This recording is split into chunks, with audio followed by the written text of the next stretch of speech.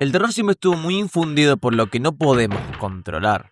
En Resident Evil y en Cube son dos obras donde el terror surge de no entender y no poder controlar el lugar que habitas. En Resident Evil, los protagonistas se ven forzados a entrar a la casa por seguridad y poco a poco van desentrañando sus oscuros secretos.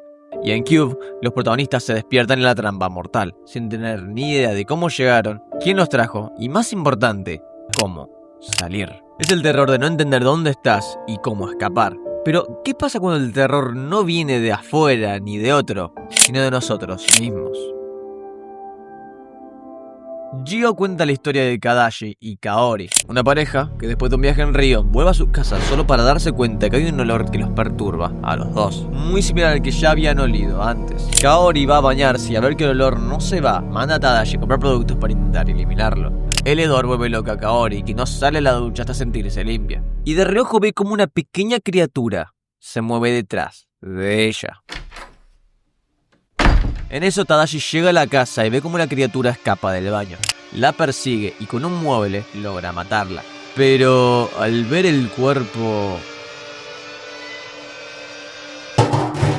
Tadashi saca el cuerpo afuera y vuelve a la casa. Sin embargo, al volver a la casa hay algo raro en el ambiente. Cuando va a su habitación ve a Kaori en la cama con claros indicios de que algo no está bien. Este es el arma de Junji Ito, el terror cotidiano. Como muchos autores, su horror surge de la mezcla de otros dos. Concretamente, la exploración del terror cósmico y del terror corporal. Pero, ¿por qué? Y, más importante, ¿qué tiene que ver todo esto con la identidad?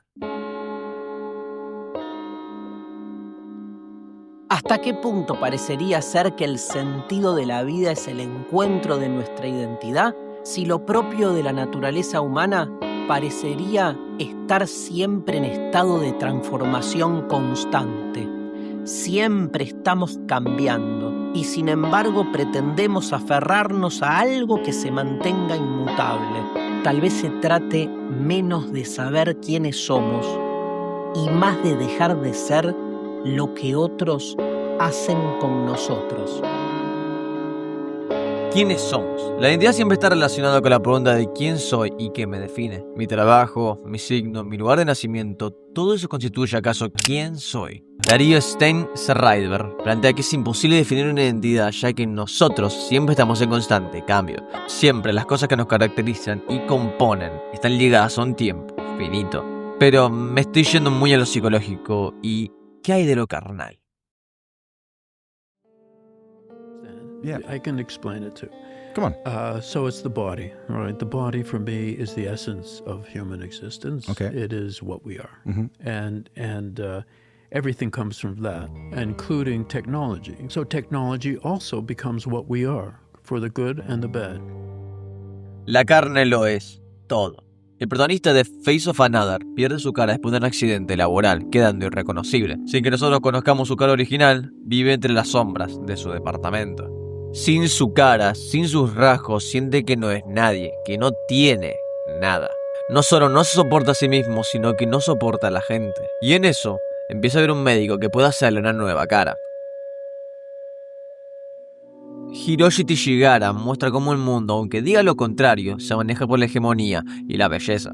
Pero también como todo está ligado a lo físico. Ya lo dijo Cronenberg, la carne lo es todo. Es lo que habitamos y es lo que nos da el molde de nuestra persona. El protagonista, luego de cambiar su cara, se da el lujo de vivir otra vida.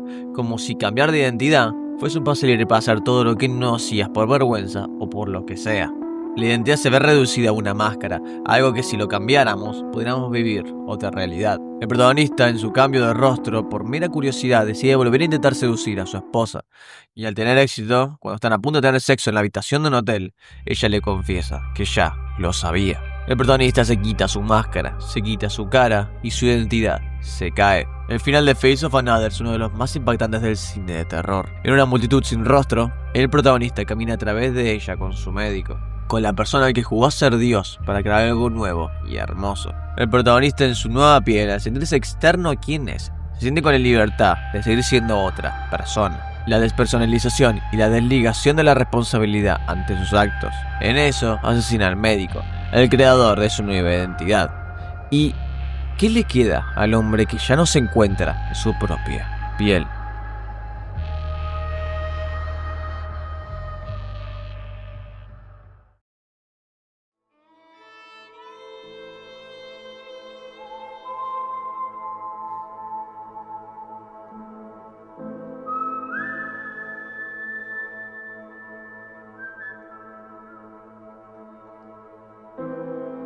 El estrés postraumático es el trauma encarnizado.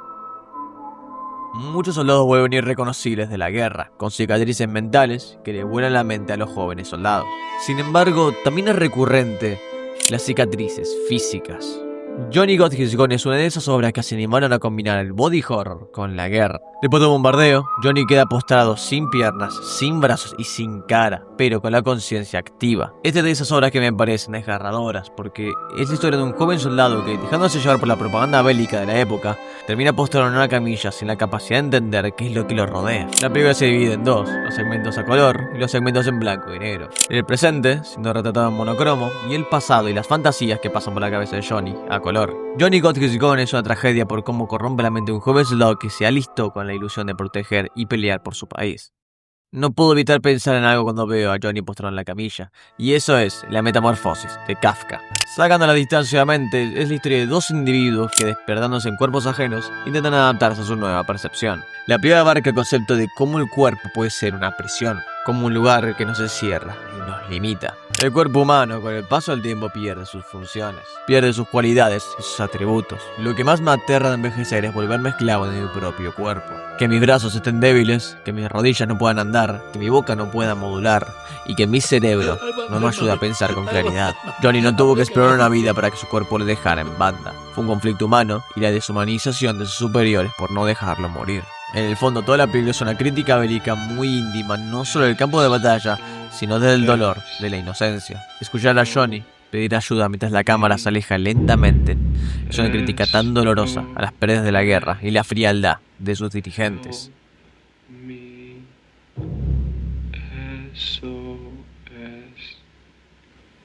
Help me. Veníamos viendo un terror en base a un hecho inevitable, dos accidentes que dejaron sin opciones a sus protagonistas. Sin embargo, Sick of Myself plantea un terror de la autodestrucción, el odio inherente a uno mismo por su forma de ser. Me fascinan esas obras que se plantan ante sus protagonistas y los hacen pedazos. Sidney es una chica que abandona una relación tóxica con su novio, en una batalla de egos donde siempre se buscan superar el uno al otro. En esa afán de atención, en ese objetivo de querer eclipsar, Sidney empieza a consumir grandes cantidades de Ledixol, una droga que tiene recetada, y poco a poco la decadencia mental de Sidney se ve reflejada en su estado físico. La obsesión con la validación y la atención hasta el punto de destruir su cuerpo.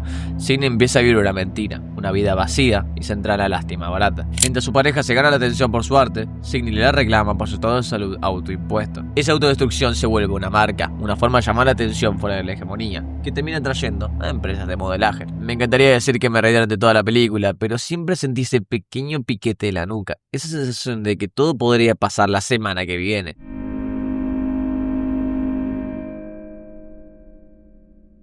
Una nueva cara, una nueva tendencia, una nueva forma de sobresalir. Ver cómo Sidney llega hasta los extremos para poder sentirse reconocida no es tanto una adicción a la atención como si es un trastorno de personalidad histrónico. Una historia donde nadie gana y donde nadie aprende nada. La crítica no termina estando en los protagonistas, sino en su entorno. En cómo nosotros le damos la validación a esa destrucción, a esa obsesión fundamentada en la atención. Y cómo en el fondo, por más de que nos enferme, el nuevo bufón de turno va a bailar ante nosotros por un par de monedas. Así que más vale que su nuevo truco sea bueno. Porque si el truco no impacta o no implica nada nuevo, entonces nadie va a voltear a verte. Y si nadie voltea a verte, vas a terminar muriendo en el olvido.